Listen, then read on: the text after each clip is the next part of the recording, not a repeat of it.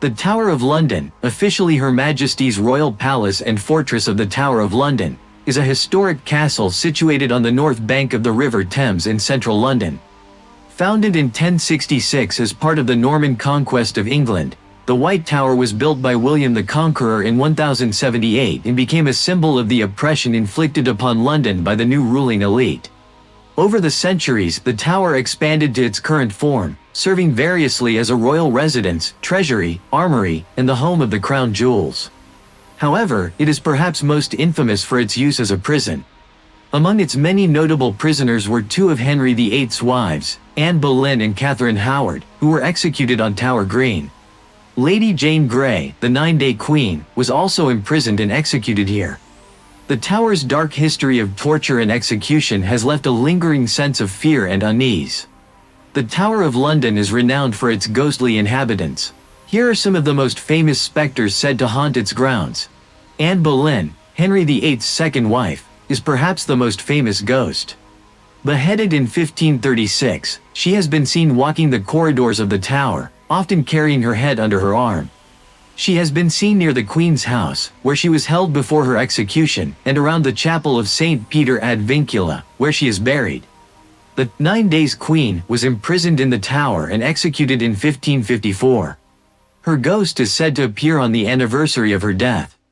Visitors and guards have reported seeing her form at the Bloody Tower, where she was imprisoned. The young princes, Edward V and his brother Richard, Duke of York, were famously imprisoned and disappeared within the tower in 1483, presumably murdered. Their shadows are often seen playing on the battlements, and their pitiful cries have been heard echoing through the fortress. Sir Walter Raleigh. Imprisoned multiple times in the tower, Raleigh spent 13 years there before his final execution in 1618. His ghost is said to wander the Bloody Tower and the battlements where he was allowed to exercise. A mysterious figure in a white dress has been seen near the White Tower. Visitors report a strong, inexplicable smell of perfume when she appears, and some claim to have seen her waving from a window. Many prisoners left carvings in the walls of the Beauchamp Tower, a poignant reminder of their suffering. The spectral presence of these prisoners, often in the form of shadowy figures, is said to haunt the tower. The Tower of London, with its 1,000-year history steeped in bloodshed and betrayal, remains one of the most haunted locations in the world. Its spectral residents serve as a chilling reminder of the many lives lost within its walls, making it a place where the past never truly dies.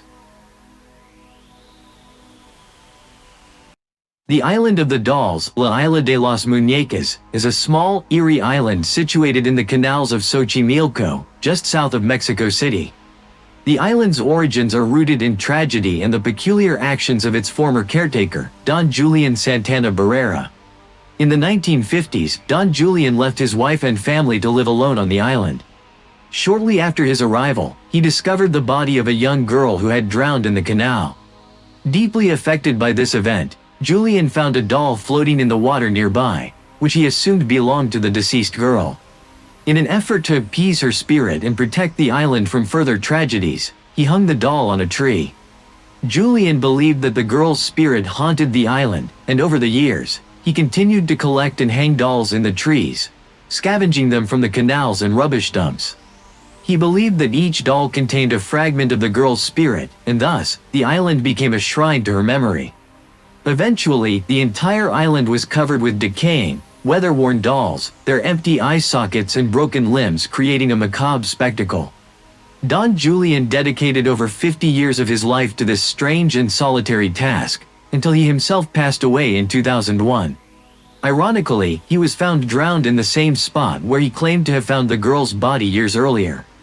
Visitors to the Island of the Dolls report a variety of unsettling experiences, adding to its reputation as one of the most haunted places in the world.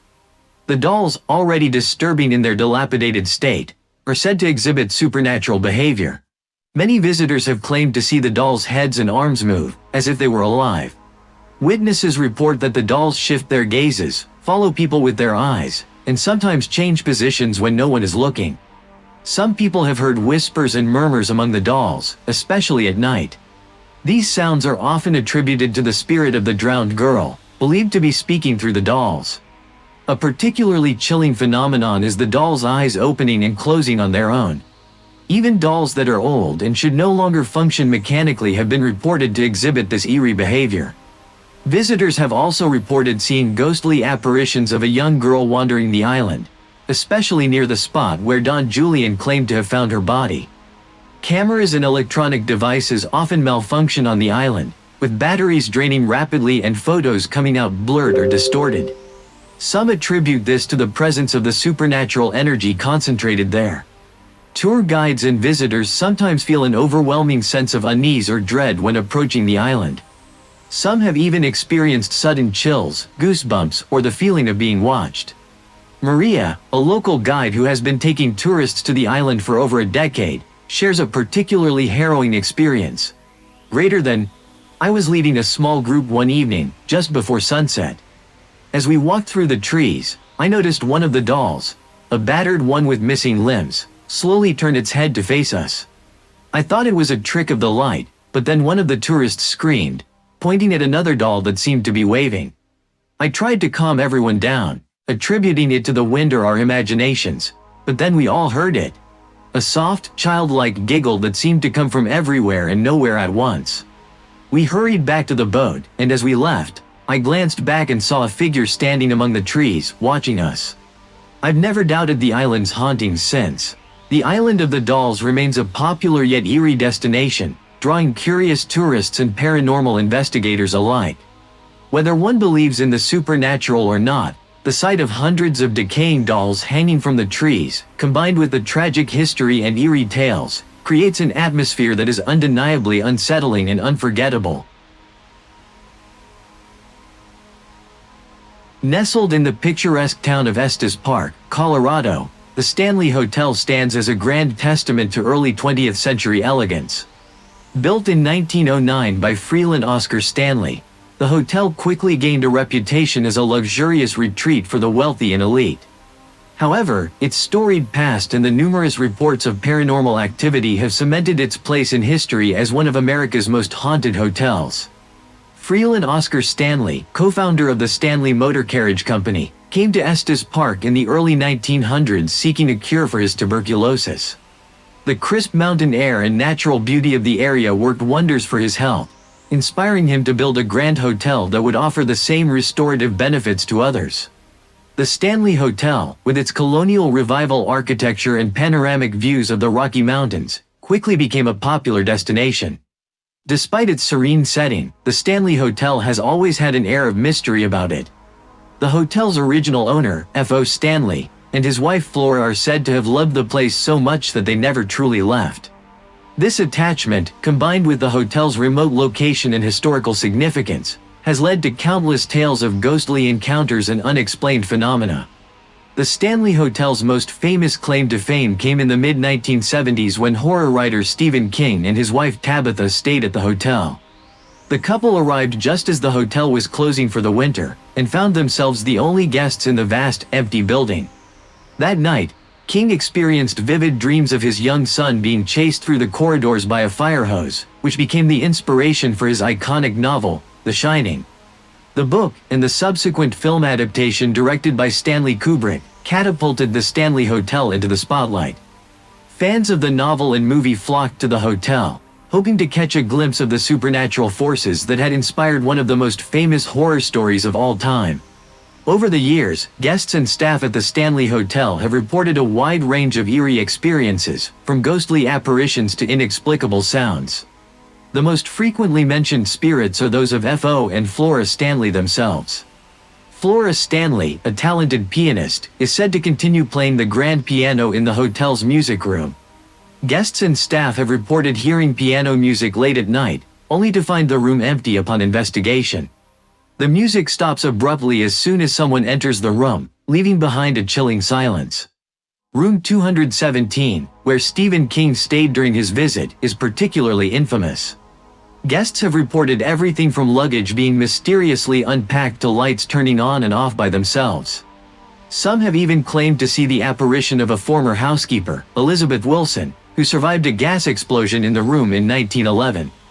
Despite being thrown through the floor and breaking both her ankles, Wilson returned to work at the hotel and is said to continue her duties in the afterlife. The hotel's fourth floor is another hotspot for paranormal activity. Originally the servants' quarters, this floor has seen numerous reports of children laughing and playing in the hallways, even when no children are present. Room 401, once the room of Lord Dunraven, the land's original owner, is also known for its ghostly occurrences. Guests have felt an unseen presence, heard footsteps, and even seen an apparition at the foot of the bed. In addition to these specific hauntings, many guests and staff have experienced more general phenomena, such as cold spots, flickering lights, and doors opening and closing on their own. The Grand Ballroom is often cited as a location where ghostly gatherings can be heard, with faint echoes of music and laughter lingering long after the events have ended. The Stanley Hotel has embraced its haunted reputation, offering nightly ghost tours that take visitors through the most paranormally active areas of the hotel. These tours provide a historical overview of the hotel while sharing spine-tingling tales of ghostly encounters. The hotel also hosts regular paranormal investigations, inviting experts and enthusiasts to explore the mysteries within its walls. These events have led to some intriguing findings. Paranormal investigators have captured EVPs, electronic voice phenomena, mysterious shadows, and other unexplained occurrences. One particularly chilling recording from the fourth floor captured a child's voice whispering, "Mommy, where are you?" even though there were no children present at the time. Despite the scientific skepticism surrounding ghostly phenomena, the Stanley Hotel continues to be a magnet for those seeking a brush with the supernatural. Its combination of rich history, luxurious accommodations, and the ever-present possibility of encountering something otherworldly makes it a unique and compelling destination. The Stanley Hotel, with its blend of elegance and mystery, offers a captivating glimpse into the past. Its haunted reputation, immortalized by Stephen King's The Shining, adds an extra layer of intrigue for visitors.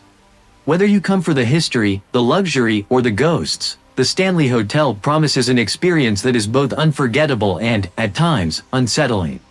For those brave enough to stay, the possibility of encountering the spirits of F.O. and Flora Stanley, or the many other apparitions said to inhabit the hotel, is ever present.